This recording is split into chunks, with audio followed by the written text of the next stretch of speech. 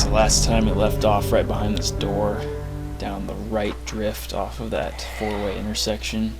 So we'll continue forward this way and check it out. On my right here is a winds, and there's actually a sign up here that says 290 W5, which I believe indicates the 290 level winds number 5. That would make sense. This winds goes down about 20 feet and just ends. It just ends down there. It doesn't go anywhere. Yeah.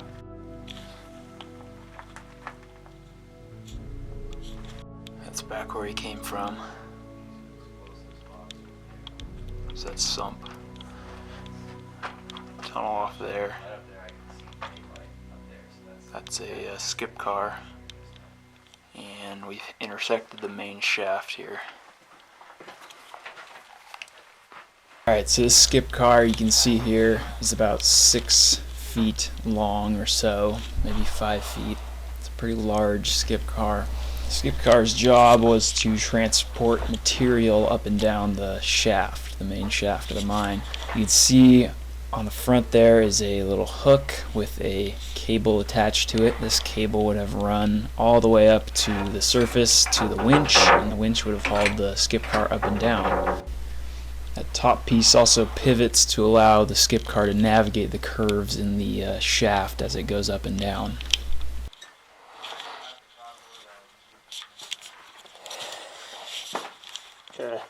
Here's a look at the side of the skip car. You can see the axles down there. Unfortunately, the wheels have been removed, but if you remember, on the shaft there's those 4 sets of rails, so those wheels on the skip car would have traveled along one of those sets of rails.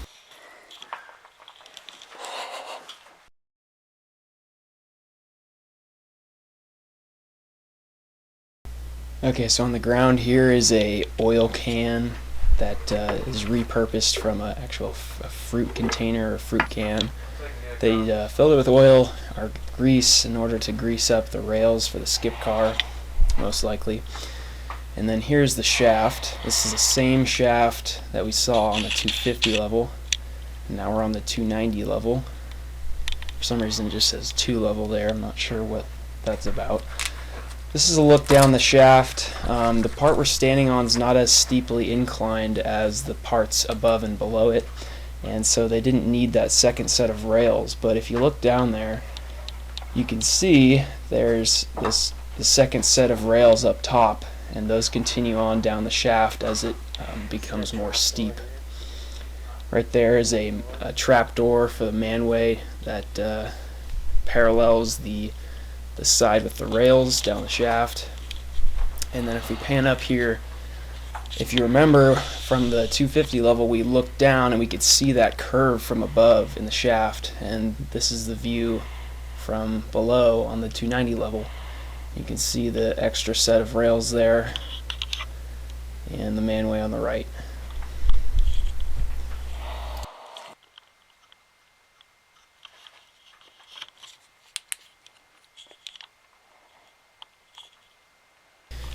Okay, here's a look up the Manway from the 250 or the 290 level, looking toward the 250 level. You can see those ladders go nearly vertical, about 50 feet up or so. That goes right to the 250 level.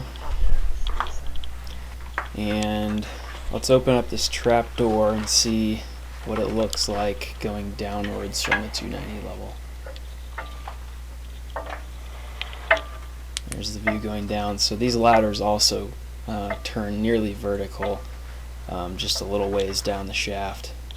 And notice here, this little rod on the back of this door was made to stop the door from opening too far. You can see that it naturally, with the help of gravity, keeps the door in place when it's opened, and then when it's ready to be closed, you can just close it back up, and that mechanism automatically retracts.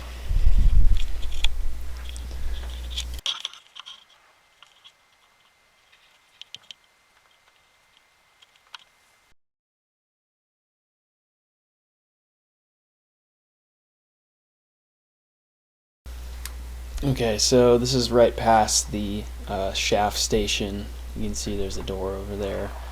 On the ground are some old motor oil cans.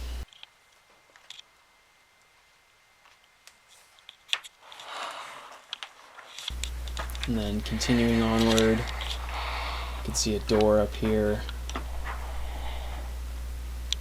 Some ventilation tubing as well. And then this is looking back to a cross-cut tunnel that bypasses the shaft station. We'll go back there in a second. But let's take a look behind this door and see what we can find. So right behind the door is this giant collapse, completely blocking the tunnel. There would have been more to this level, but it's all behind that collapse, so there's no way to get back there, unfortunately.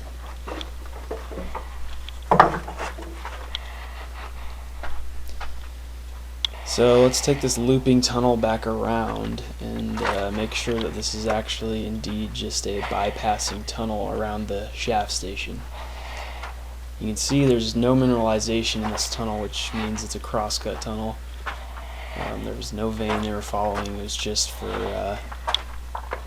convenience that they dug that tunnel.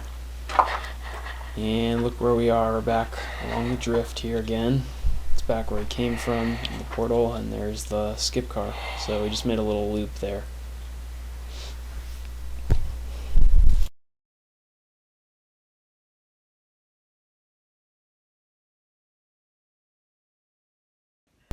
So I climbed up the shaft toward the 250 level just to inspect these little rollers up here along the shaft, and these were placed here to protect the timbering and the cable as the skip car was winched up and down the shaft. It's pretty cool. Just up there is the 250 level station. Alright, now you're seeing footage of the 380 level. So to get here, I descended about 90 feet of ladders down from the 290 level and arrived here on the 380 level. And we're currently on a drift tunnel just coming back toward the station. You can see a stope down there to the left, rails on the ground in front of me.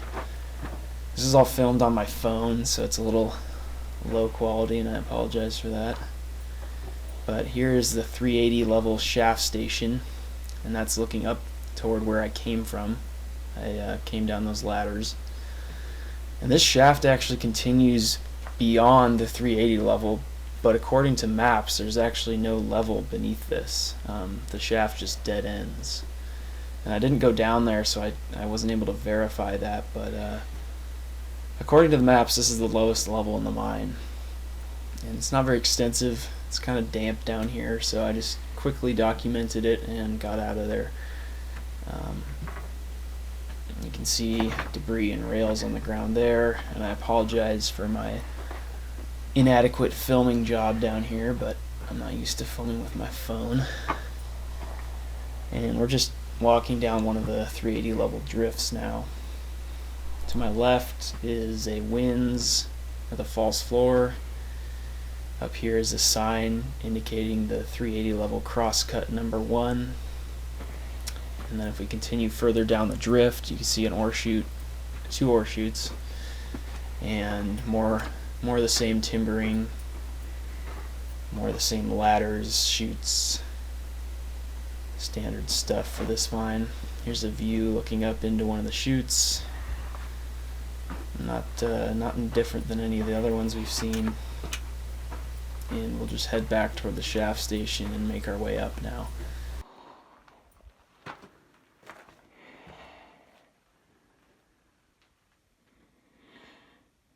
Before we ascend back up to the 290 level, I just wanted to get a couple more shots of the shaft station.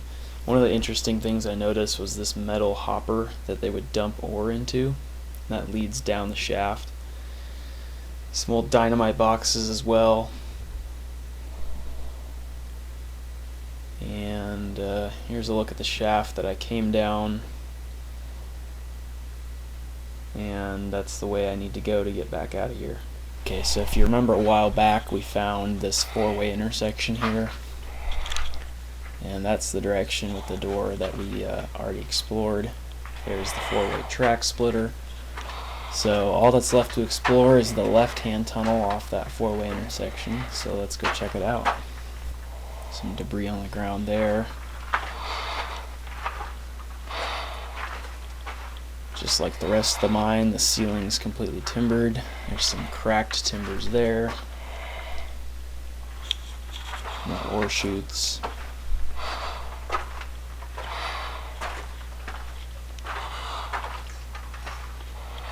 You can see a piece of rock has come down from the hanging wall right there in front of me.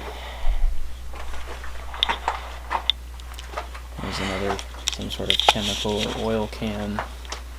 Not sure what that writing says, but it's a little too rusted out to see.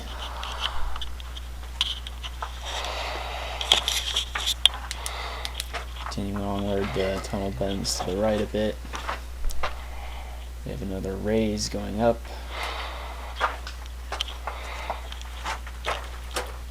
That ladder curves out of sight, but that would ascend to the 250 level.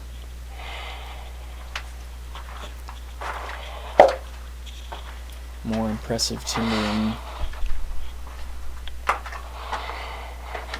More ore chutes.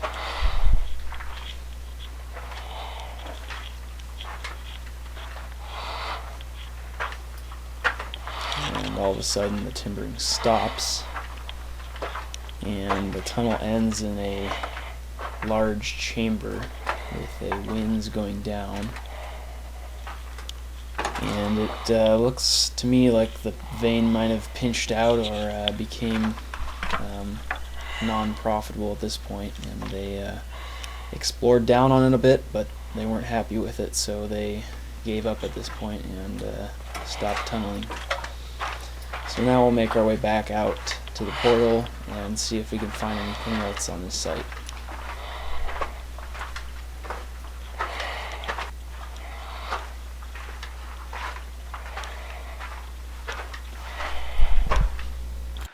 Looks like, I think that's a water tank.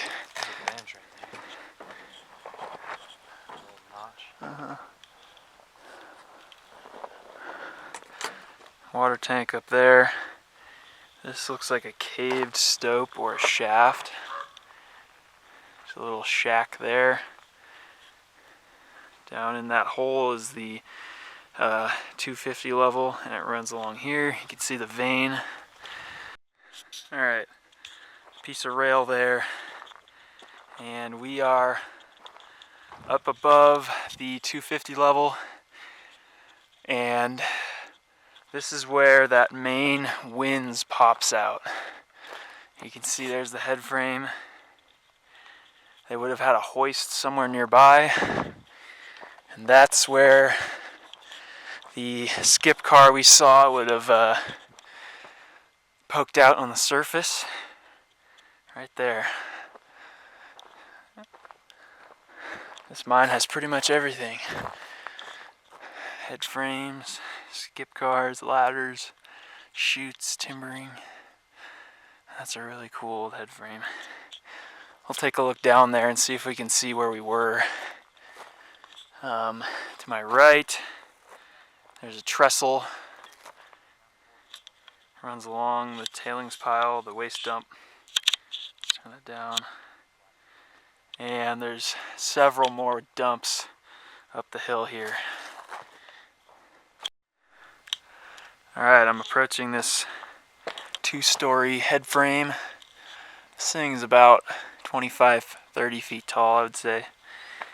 And right there is the hoist house, so they would have had probably a pulley up there at the top.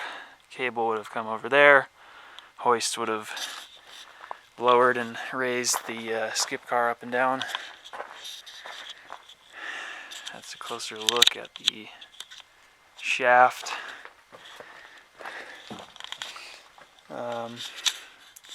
Yeah, really heavy-duty timbering in there, of course.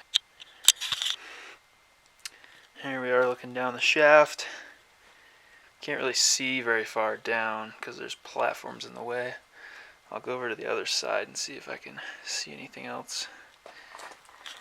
Here's the other side of the shaft. This is the side the skip car would have ridden up on. You can actually see down there pretty far.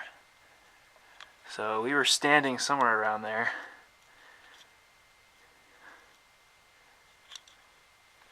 That's very cool.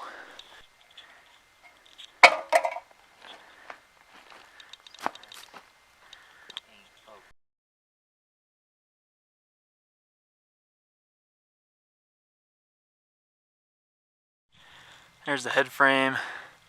Up above it you can see the vein and the stoping they did to work it. I'm just standing on this waste dump. And there's a collapsed vertical shaft right there. There's a couple piles of waste up there that we're going to go check out before the sun sets. I'm going to follow this trestle over here, see what we can find. I'm not sure if, well, yeah, whatever this trestle was used for, if it was an adit or shaft, it would have been over on this end, because they definitely would not have wanted to carry the ore uphill. Okay.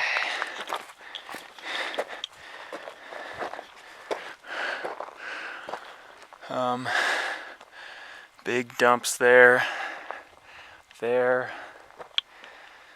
There's the vein.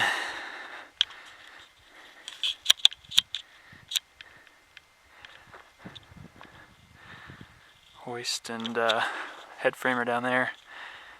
And there's the trestle. Okay, right here, I'm standing on the vein, where the vein used to be. You can see a wall right there. If you look closely, there's ore cart rails sticking out of the debris. So there used to be a drift level here, but it's all come down. Still standing on the vein here. So all the adit levels are directly below me. And this is the top of an ore chute. So let's go ahead and put some copper ore down there. Yeah, it's not too deep. Stopes, open stopes continue that way. Up there as well.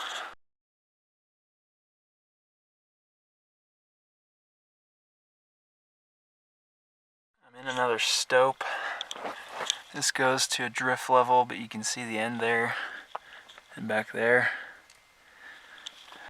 There's another adit there, but seriously no way to get in there without doing some crazy maneuvering, mostly because of that pile of waste right there. So we're not going to be able to get in that one. Alright, we're looking at a former adit. This kind of looks like a major one because there's a big waste dump outside. You can see the former support timbers that are still there. Well, you know what? So it's not fully caved. Let me have a look at that.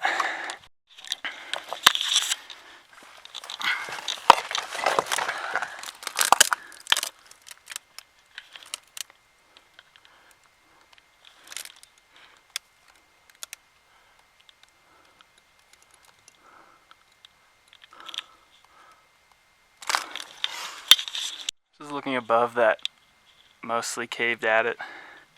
All this material is resting on the support timbers that haven't snapped in that tunnel. So I'm not going to go in there, but it's a little too dangerous. This is the final adit of the day. It's the highest adit that we've been in. Oh, that's weird. It looks like there's like a... Alright, I'm inside this upper tunnel. Goes back that way and caves. There's some sort of raise there. You can kind of see daylight. And in this direction, the winds. And Looks like it just ends in a chute. That's it. Some sort of company logo engraved in this timber.